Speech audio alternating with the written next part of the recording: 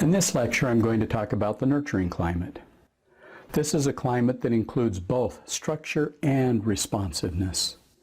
These parents trust their own authority, but they use it not as much to control their kids, but rather create a positive home environment. They do know how to set limits. They set age-appropriate limits, but also allow their children to assume a lot of responsibility by making decisions and solving problems. Family structure comes not so much, again, from a desire to control, but from clarity around principles and family values. Rather than getting into power struggles with their children, these parents allow consequences, both natural as well as imposed or logical, to operate and shape their children's behavior. The parents feel and communicate lots of love and respect.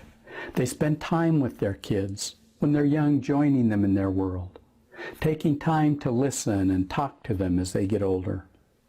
Their basic assumptions about their children are positive. They think that their children have good motives. They see them as capable. That allows them as parents to react to events that happen in a more soft way. They don't have to get upset and angry and control their kids, even during moments of disagreement. These children grow up generally feeling good about themselves. They show a lot of self-responsibility. They're most likely to thrive in school and in life. Let me share a young children example. Mrs. Olson looks at the clock and realizes that it's time to start getting dinner. She walks to the refrigerator and takes a look at the chore chart. Okay, guys, we've got a half hour until dinner. She goes to work preparing the meal. Sally, who's 8, and Jared, 6, keep playing in the other room. After 15 minutes, Mom walks into the playroom and says, "Hey, I've got a feeling somebody may be going hungry tonight. Dad'll be home and we're eating in about 15 minutes. Letting out an Jared jumps up, goes to the kitchen to set the table. Dad arrives. The family sits down together.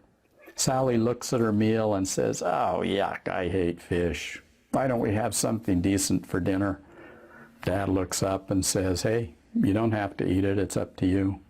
Sally picks at her food, eats a slice of bread, a few bites of mashed potato. In a few minutes, Mom gets up. She goes and prepares 3 slices of apple pie. Sally whimpers when she doesn't get a slice. Here's a teen example. Peter was out late on a Saturday night. Sunday morning, his father doesn't hear any movement downstairs. Normally, Peter gets himself out of bed, but his father's a little bit concerned. So he walks down the stairs and stands outside the door listening. He taps. There's no answer. He opens it a crack and looks in. "Peter, 7:30. We have to leave for church in an hour." He stands quietly in the doorway for a moment. Peter rolls over. "Dad, I'm so tired. Do I have to go today? I got home so late last night." Dad walks over to the bed and sits on it. "I noticed you were late. In fact, I was a little bit worried about you. How did things go?" "Okay, we just got talking and I let the time get away from me, that's all." There's a pause. And Peter says, "But I'd just rather not go to church today, just this once." Dad reaches out and puts his hand on his son. "What's going on? Why don't you want to come?" Peter turns over and looks up at his father. "Well, I really am tired, but I suppose that's not all. Sometimes I just get so bored. Seems like we hear the same things, the same lessons over and over again, and I get tired of it, that's all." Dad says, can sound pretty repetitious, "Son, yeah, I think I could teach those lessons myself." Dad's quiet. In a moment, Peter speaks up, and sometimes I don't know what to think about what they have to say. Some of those stories that they tell are pretty hard for me to swallow. Dad says, "So you're not sure if you believe everything you hear?" Peter, "Yeah, it's kind of hard for me to admit, knowing how much faith you and Mom have and all, but sometimes I'm just not so sure, Dad." Dad says, "I didn't know this." Peter, "I haven't told you. I've been afraid you'd be disappointed in me." Dad says, "No, I'm not disappointed. Maybe a little concerned, but I'm not disappointed.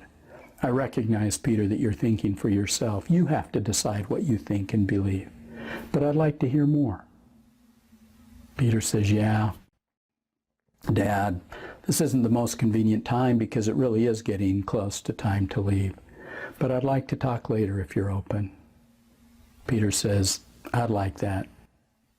Dad says, Peter, can I tell you why it's important to me to go today? Peter says, sure. Dad chokes up a little. I go because I love to feel the Spirit. And there's something for me about worship that is touching. I cherish the time to do an inventory of my life, and I usually come away feeling pretty uplifted. Peter's quiet, and then he says, I get that. Dad stands up. I'd love you to come with the family, but I think it's your decision. He looks at his watch. We'll be leaving in half an hour. If you're up and out in the car, we'll go together. If not, we'll go without you. Father turns and leaves the room. You know, the reality is, or the truth is, that the fathers in all three of these teen scenarios love their sons. However, the father in the nurturing climate parents differently than the permissive or authoritarian father. Notice that he's engaged with his son, but not controlling. His intent isn't simply to get his son up and doing what he wants, getting ready for church. By his respect and care, he's opened up a deeper conversation. He asks questions. He listens, but also respects his son and his own will, his own values, his own feelings. He recognizes that his son is going to have to develop his own opinions and be responsible for his decisions. This approach makes it so much more likely that the father and son will continue to have a strong relationship, with the father able to influence his son as Peter thinks about difficult questions and decisions. Such questions don't go away because we either avoid them, which is the permissive approach, or force our own answers, which is the authoritarian approach. The art of being a nurturing parent is being involved in a way that doesn't take responsibility away from our children. You know, I would summarize by saying that most of us grew up in homes that skewed either permissive or authoritarian. A family climate might vary from mild to extreme on either of those dimensions of demanding or responsive. Or sometimes two parents might even differ in their own parenting styles, resulting in some kind of a mismatch of the two. But I want to invite you to take a moment. How would you characterize the home in which you grew up? What about the climate of your family today? How does it resemble a permissive family, an authoritarian family, or a nurturing home? How would you like it to be? My intent as we continue is to offer principles and skills to help you create a nurturing home. Not a perfect home. These families aren't perfect. They have their share of problems. But a home in which there's a proper balance between expectations and routine, as well as emotional connection and respect.